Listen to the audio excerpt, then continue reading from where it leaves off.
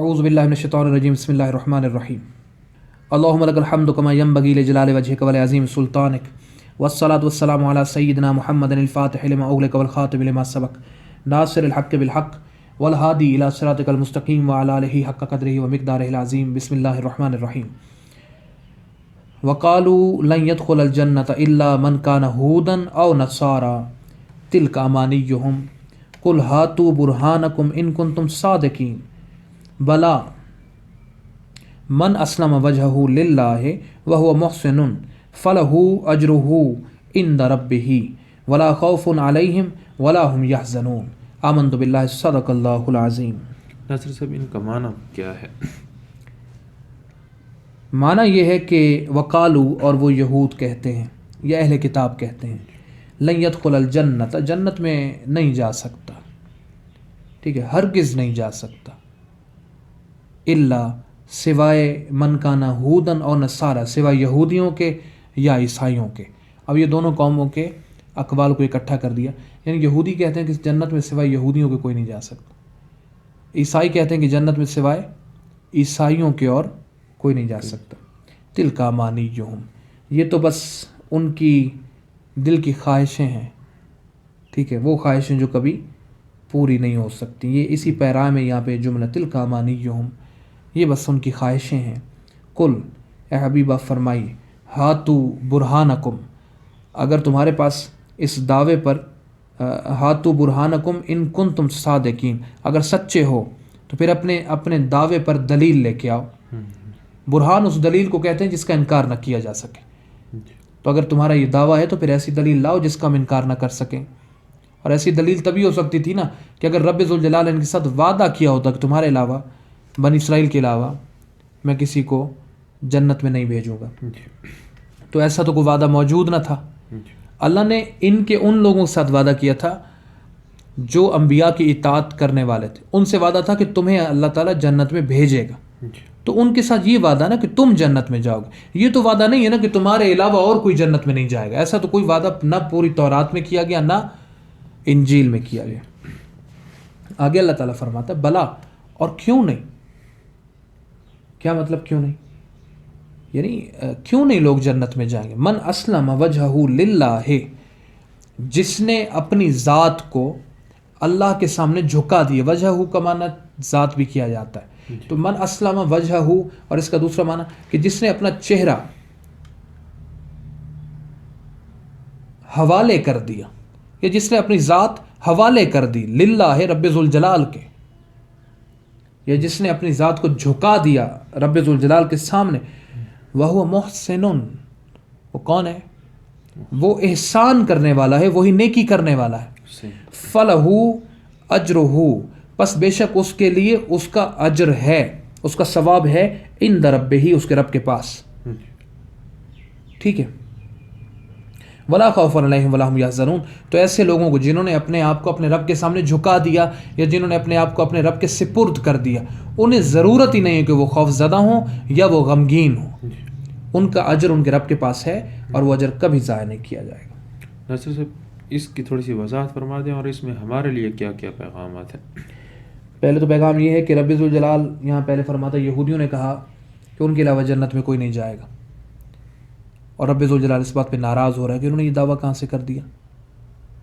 تو مطلب یہ ہوا کہ وہ دعویٰ جس کی دلیل نہ ہو اسے رب ذوالجلال پسند نہیں فرماتا۔ یہ تو ایک مثال ہے، کوئی بھی کسی بھی جگہ پہ ہمیں یوں سمجھو کہ اس کے ذریعے، اس ناپسندیدگی کے ذریعے دکھایا جا رہا ہے کہ دیکھو ایسے دعوے جن پر دلائل موجود نہ ہو، اور دلائل بھی وہ جن کا انکار نہ کیا جا سکے۔ ویسے تو اونگی بونگی دلیل کوئی بھی مان لیتا ہے، لیکن وہ دلیل جس کا انکار نہ کیا جا سکے، یہاں برہان کا لفظ ہے۔ قل ہاتو، اے حبیب ان سے فرمائیے، لیا کیا چیز؟ برہانکم، ناقابل تردید دلیل، وہ دلیل جس کا انکار نہ کیا جا سکے۔ برہانکم، اپنی برہان لے کے آؤ، ان کو تم صادقین، اگر تم سچے ہو تو دلیل لاؤ، مگر وہ جس کا انکار نہ کیا جا سکے۔ یہ نہیں کہ کوئی بھی الٹی سیدھی لے اور اس پہ اصرار کرو کہ اس کو مانا جائے، وہ دلیل جس کا انکار نہ کیا جا سکے، ایسی دلیل جو کامل ترین ہو وہ لے کے آؤ، پھر بات کریں گے۔ اور کیونکہ وہ تم لا نہیں سکتے، کیونکہ وہ دلیل ہے رب ذوالجلال کا معاہدہ کہ رب یہ فکس کر سکتا نا کہ جنت میں کون جائے گا اور کون نہیں. اور اگر رب نے تمہارے ساتھ ایسا کوئی وعدہ نہیں کیا، اور بے شک اس نے تو نہیں کیا، تو جب اس نے وعدہ نہیں کیا تو تم لاؤ گے کہاں سے؟ ٹھیک ہے. اب بلا تو کیوں نہیں ایسا ہو سکتا؟ یعنی تمہارے علاوہ لوگ جنت میں کیوں نہیں جا سکتے؟ آگے معیار دیتا کہ میرا معیار کیا جنت میں جانے کے لیے؟ من اسلم وجہہ للہ، جس نے اپنی ذات کو اللہ کے سپرد کر دیا، جس نے اس کے سامنے اپنا سر جھکا دیا. وہ محسن، وہی تو محسن ہے. ٹھیک ہے، وہی تو محسن ہے. فلہ اجرہ، تو بس اس کے لیے ایک اجر ہے، عند ربہ، اس کے رب کے پاس محفوظ.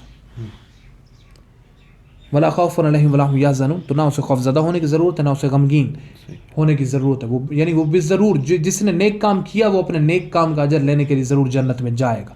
اس کی قوم کوئی ہو، اس کا نسب کوئی ہو، اس کا تعلق کسی بھی خطے سے ہو، اس سے کوئی فرق نہیں پڑتا. نیک کام کرے گا تو اللہ تعالیٰ اسے اس کا اجر دے گا، اسے اس کا اجر ضائع نہیں کیا جائے گا. حتیٰ کہ اللہ تعالیٰ تو اس معاملے میں اتنا منصف ہے کہ کافر کو بھی نیکی کا اجر دیتا ہے. ٹھیک ہے، اگر کافر آدمی نیک کام کرتا ہے، کافر ہے، اس نے کسی غریب کی مدد کی، تو اللہ تعالیٰ اس کافر کی دنیا آسان کر دیتا ہے، وہ نیکی ضائع نہیں کرتا. اگر ایک آدمی جو ہے وہ، اور کبھی کبھی یہ بھی ہوتا ہے کہ کافر آدمی کو اجر کے طور پہ ایمان دے دیا جاتا ہے، اور اس کے بھی بہت واقعات موجود ہیں. کافر آدمی کو اللہ تعالیٰ نیکی کے بدلے میں ایمان عطا کر دیتا ہے، تو یہ تو بہت بڑا اجر دے دیا نا اس نے. ٹھیک ہے، جو بندے کے بس میں نہیں ہے نا. ایمان یقین جانیے کہ بندے کے بس میں نہیں، توفیق جو ہے وہ بندے کے بس میں نہیں، یہ تو بس اللہ ہی دے تو دے. اور اللہ کب دیتا ہے؟ جب آپ سے کوئی نیکی، کیونکہ ایمان آپ کے بس میں نہیں نا، اور نیکیاں تو بس میں ہیں، تو اور نیکیاں کیجیے، اللہ آپ کو ایمان دے دے گا. جیسے ایک آدمی ہے، وہ کہتا ہے کہ یار میں چاہتا ہوں کہ میں رب پہ یقین کروں، مگر میرا دل یقین کے مقام پہ نہیں آتا. تو بھیا نیکیاں کرنا، غریبوں کی مدد کر، ٹھیک ہے، لوگوں کے ساتھ اچھائی کر، لوگوں کے ساتھ احسان کر، تجھے اللہ تعالیٰ یقین دے دے گا. اگر تجھے دلائل کے ذریعے یقین حاصل نہیں ہو رہا تو نیکی کے ذریعے تجھے ضرور یقین حاصل ہو جائے گا. یہ کام تو کرتا جا، اللہ تعالیٰ تیرے لیے یہ دروازہ کھول دے. تو ہمیں پتہ چلا کہ یہ معاملہ اللہ تعالیٰ کے ہاں ایسا ہے کہ جو نیکی کرے گا اس کی نیکی ضائع نہیں ہوگی. تو ہمیں یہی بات اپنے آپ کو بھی سمجھانی ہے کہ ہم نے اپنا آپ رب کے حوالے کرنا ہے. ہم نے خود فیصلے نہیں کرنے، ہمارے فیصلے ہمارا رب کر چکا ہے. تو ہم نے رو پیٹ کے چپ نہیں ہونا، بلکہ پہلے ہی ہم نے رب ذوالجلال کی بات مان لینی ہے، عقل مند کی طرح.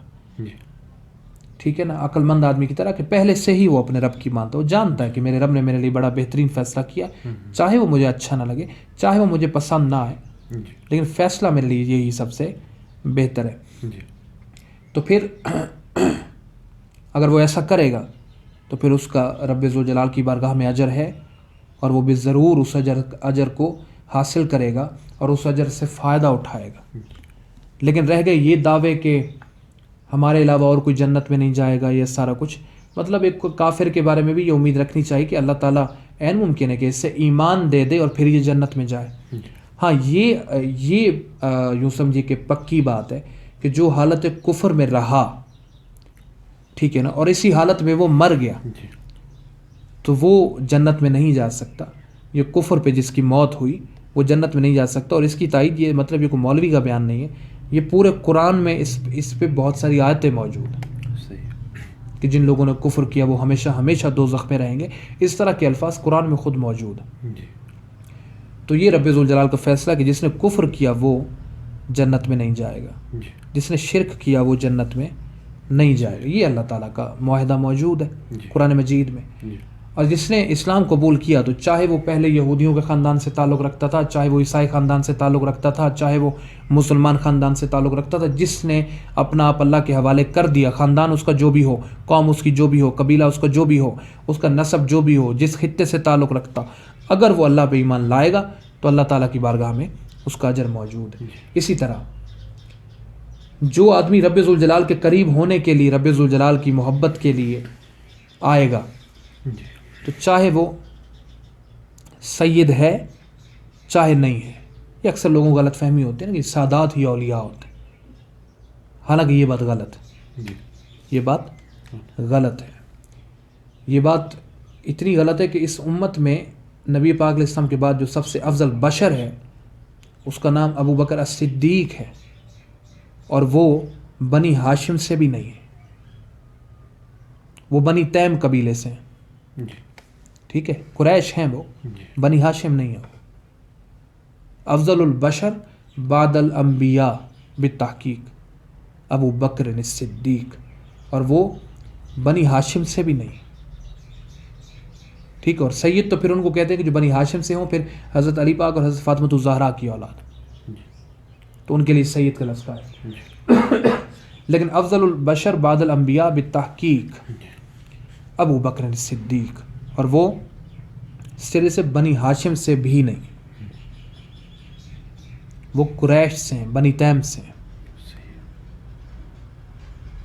تو یہاں ہمیں یہ پھر آزمائش ہے نا کہ جو لوگ نسب پرستی میں پڑھنا چاہتے تھے انہوں نے حضرت ابوبکر صدیق سے نفرت کی کہ یار یہ تو بنی ہاشم سے ہی نہیں ہے، یہ تو رسول اللہ کا خاندان ہی نہیں، بالکل جیسے یہودیوں کے ہاں ہوا کہ وہاں بھی نسب پرستی میں جب وہ پڑھے تو اللہ نے رسول ان سے لے لیا اور خاندان میں دے دیا۔ اور اسی طرح کیونکہ رب ذوالجلال کو پتہ تھا تو وہاں ایک اور اس نے آزمائش رکھی کہ یہ نسب کو ترجیح دیتے ہیں یا اللہ تعالیٰ کی حکمت کو ترجیح دیتے ہیں۔ تو جنہوں نے حکمت کو ترجیح دی انہوں نے حضرت ابوبکر صدیق کے شرف کو مانا، ٹھیک ہے، کیونکہ حضرت علی المرتضیٰ رضی اللہ عنہ نے ان کے دور خلافت میں ان کے پیچھے کھڑے ہو کے نماز پڑھی، اور ان سے ہمارے پاس یہ دلائل موجود۔ تو خیر یہ بحث بالکل کسی اور ہی طرف چلی جائے گی، لیکن اتنا ضرور ہے کہ خاندان کا معاملہ نہیں، ٹھیک ہے۔ بنی اسرائیل کو بھی اللہ تعالیٰ یہی تعلیم دے رہا ہے کہ خاندان کا معاملہ نہیں، جس نے بھی اللہ کے سپرد اپنا آپ کیا اللہ تعالیٰ اسے بے ضرور اجر دے گا۔ تو نسب پرستی چھوڑ دو، نسب پرستی جب بھی کرو گے تم حق سے پھر جاؤ گے، بھٹک جاؤ گے۔ اور یہ ہمارے لیے بہت بڑا لمحہ فکریہ ہے، کیونکہ ہمارے ہاں آج کل یہ فتنے بڑے عجب ہیں، مطلب ایک تو اس طرف بھی مذہبی اس میں بھی، ٹھیک ہے، پیر کا بیٹا تو بھی ضرور پیر ہوگا، ٹھیک ہے، اور سید ہے تو پھر اس کا دین تو اس کی جاگیر ہے، تو وہ اگر غلط کام بھی کرے تو کوئی مسئلہ نہیں ہے، فلاں فلاں چیزیں، حالانکہ ایسا نہیں ہے۔ قوانین شرعیہ جتنے بھی ہیں وہ ان پہ بھی ویسے ہی نافذ ہیں جیسے ہم پہ ہیں۔ ہاں ان کا جو قرب ہے اللہ کے رسول کے ساتھ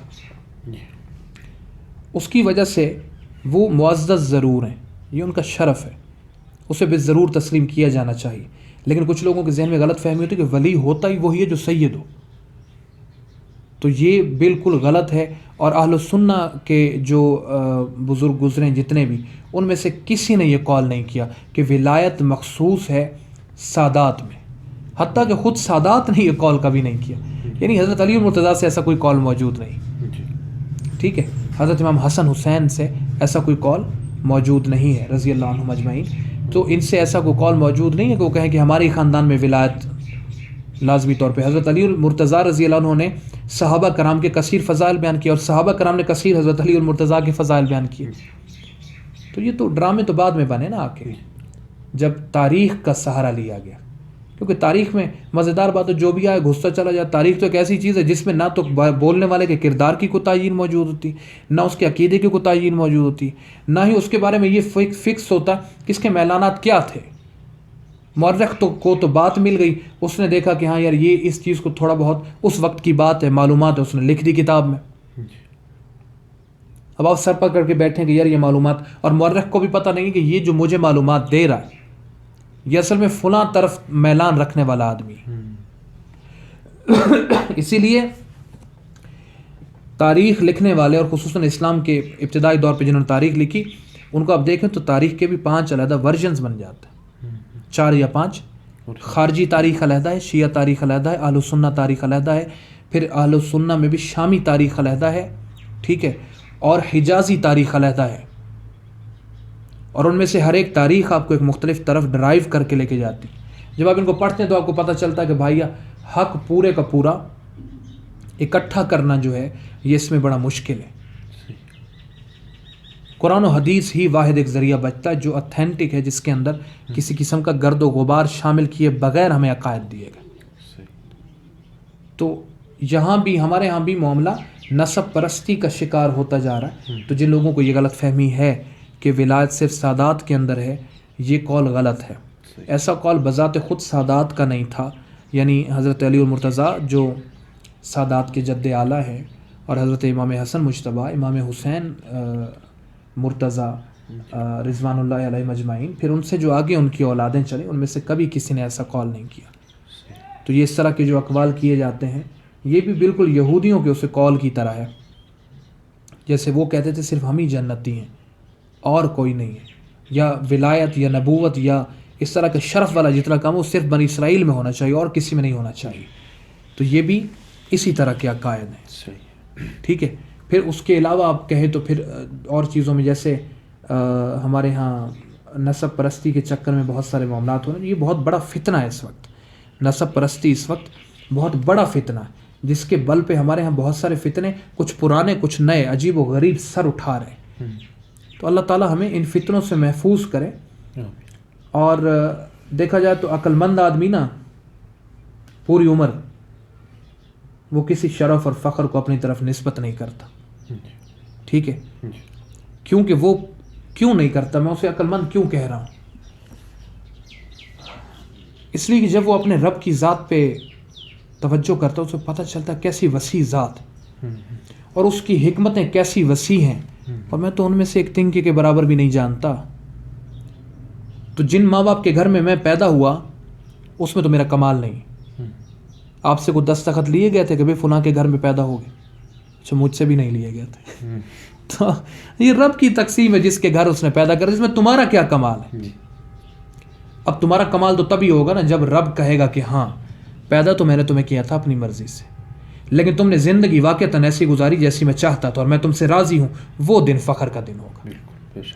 اس سے پہلے تو تم بیچ میں جھول رہے ہو، تمہیں تو پتہ بھی نہیں کہ تمہارا رب تم سے راضی بھی ہے کہ نہیں. تو عقل مند آدمی جس کا فیصلہ ہی نہیں ہوا وہ فخر کیسے کرے گا؟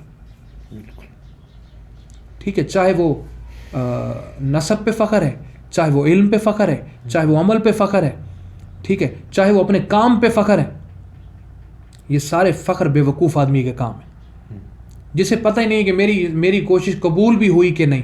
ایک آدمی وہ دن رات نماز پڑھتا رہتا اور اسے پتہ ہی نہیں ہے کہ اس کی نماز اللہ نے قبول بھی کی ہے کہ نہیں. وہ فخر کیسے کر سکتا؟